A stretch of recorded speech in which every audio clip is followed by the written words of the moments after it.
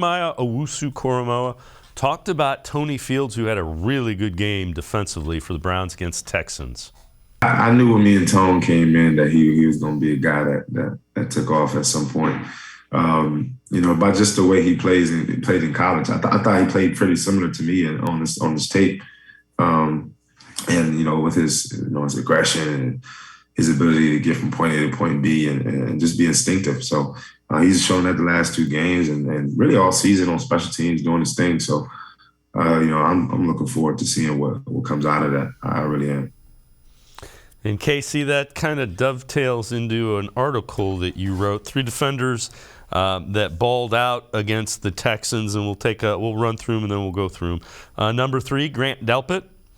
Number 2, Sione Takitaki, who late in that game tore his ACL and is lost for the year. And number 1, the aforementioned Tony Fields. So let's start with Tony Fields. That's a guy, draft pick that just hadn't been able to get on the field because he'd been banged up in one way or another. Yeah, early in his rookie season, it was a sickness that was attributed to the reason he couldn't get on the field. It was kind of a mystery. I figured he'd be a special teams player from day one. It didn't work out.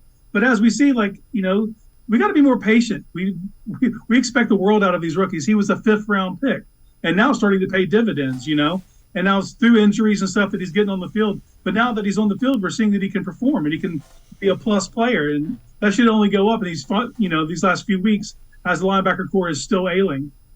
Sione Takitaki, when given the opportunity, played really well.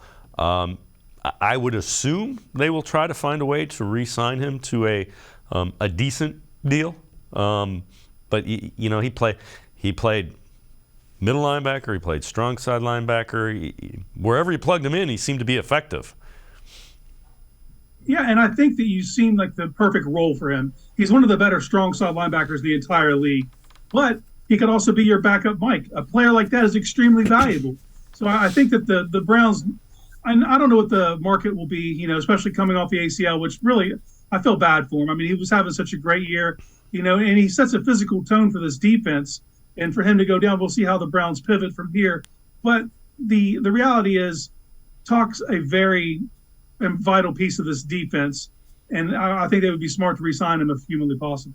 And then Grant Delpit, a guy that, as the season has gotten, is starting to kind of play better and better.